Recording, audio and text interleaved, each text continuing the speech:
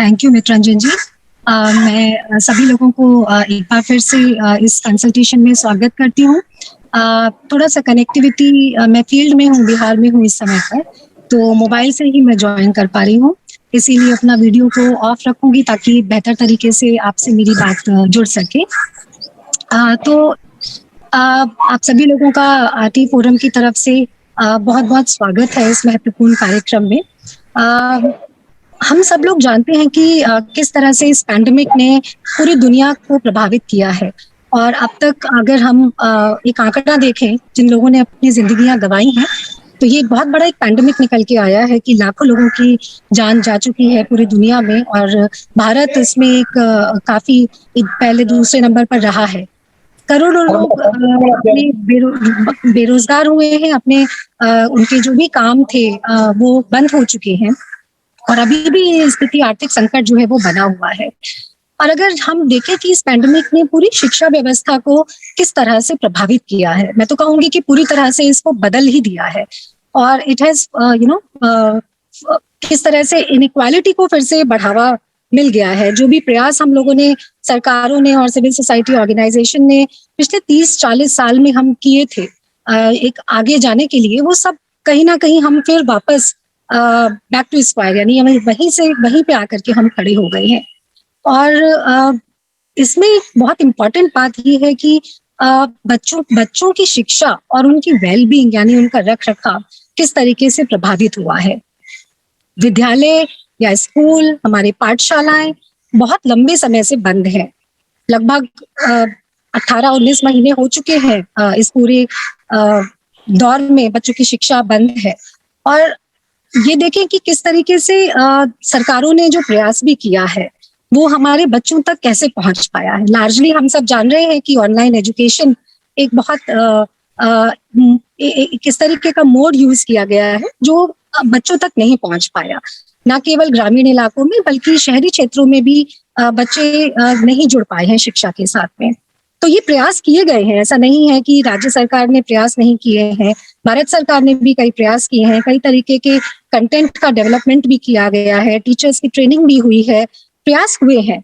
लेकिन हमने अंधाधुंध तरीके से जो प्रयास किए, अपने भारत की जो रियलिटी है, हमारे फील्ड की जो रियलिटी है, उसको देखे बिना हम लोग आगे चलते चले गए, और कहीं ना कहीं उसका जो इम्पैक्ट है वो बच्चों के ऊपर तो आ गया है। उनकी शिक्षा बहुत बुरी तरीके से प्रभावित हुई है।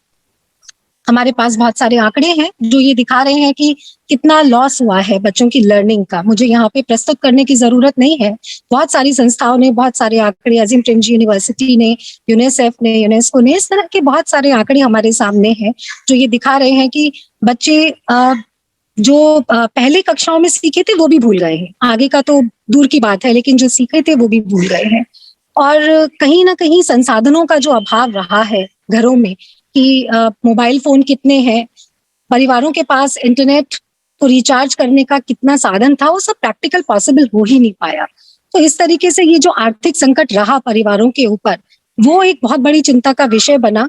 और दूसरा, अभी भी ये चिंता बनी हुई है कि हमारे बच्चे अभी भी पूरी तरह से शिक्षा से दूर हैं। तो कई राज्य सरकारों ने ये जो लगातार 2 वेव्स आई पैंडेमिक की, उसके बाद स्कूल खोलने की चर्चा तो हुई, और भारत सरकार की तरफ से भी इसको काफी प्रयास किए गए, और हम जानते हैं कि there is a guideline on the safe reopening of this school. इस तरह की कई कॉम्प्रिहेंसिव गाइडलाइंस बनाई गई जिनको स्टेट्स ने भी अपने कॉन्टेक्स्ट में कंटेक्चुअलाइज भी किया है। लेकिन कहीं ना कहीं स्कूलों को खोलने को लेकर लगातार एक कंफ्यूजन की स्थिति बनी रही है। और अगर हम लार्जली देखें तो राज्य सरकारों ने सबसे पहले सेकेंडरी और जो सीनियर सेकेंडरी, यानी कि क्लास 9 से क्लास 12 के जो स्कूल्स हैं उनको खोलने का निर्णय लिया। अब ये निर्णय कितना सही था, स्कूल खोले अच्छी बात है, लेकिन हम छोटे बच्चों को भूल गए। हमारे जो एलिमेंट्री एजुकेशन में जो बच्चे आते हैं उनको हम भूल गए।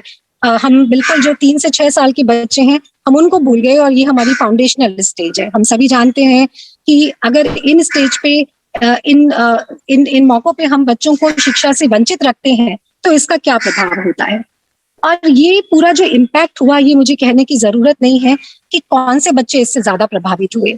हमारे माइग्रेंट परिवार के बच्चे हैं, हमारी बच्चियां हैं, लड़कियां हैं, और जो हमारे स्पेशल नीड वाले बच्चे हैं उनका तो एक बड़ा आंकड़ा हमारे सामने निकल के आ रहा है।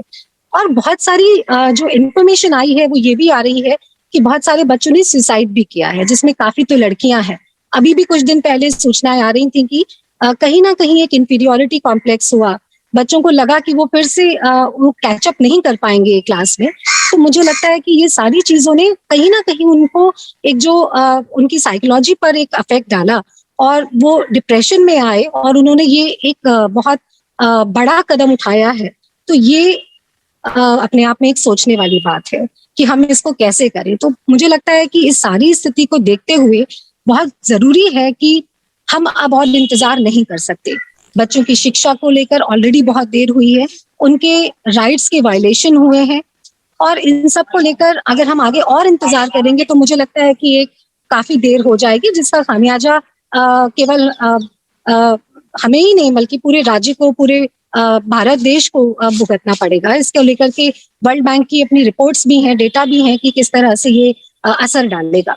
इसी कॉन्टेक्स्ट में राइट टू एजुकेशन फोरम पिछले एक दशक से बच्चों के अधिकारों को लेकर लगातार आवाज उठा रहे हैं।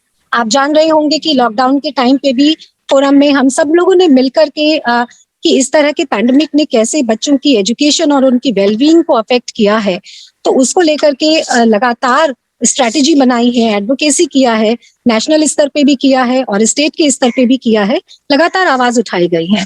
और जबकि पैंडेमिक एक खतरा बना हुआ है अभी भी, और बहुत सारे राज्यों में अगर हम देखें तो प्राइमरी स्कूल्स अभी भी बंद हैं।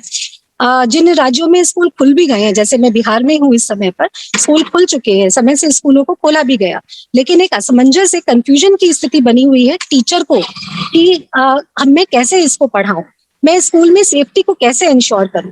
ये जो इतनी कॉम्प्रिहेंसिव गाइडलाइंस बनी है वो एक प्रैक्टिकल है भी कि नहीं हमारे कॉन्टेक्स्ट में, वो एक सिस्टमिक प्रिपेयर्डनेस है भी कि नहीं इन सब चीजों को लेकर।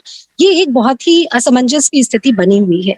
तो ऐसे में हम लोगों ने एक थोड़ा गोष्ठी किया, एक विचार विमर्श किया कि हम लोग क्यों ना एक इनिशिएटिव लें, एक योजना बनाएं, और वो योजना मिलकर के बनाएं कि जो हमारे बच्चों के हितधारक हैं, जो बच्चों के साथ काम करते हैं, माता पिता से लेकर के हम शिक्षा विभाग के अधिकारियों तक की बात कर रहे हैं, हम कुछ ऐसे कंसल्टेशंस करें, उनके साथ बातचीत करें और एक प्रैक्टिकल रणनीति बनाएं स्कूल रीओपनिंग को लेकर कि किस तरीके से राज्यों को क्या इनिशिएटिव लेना चाहिए।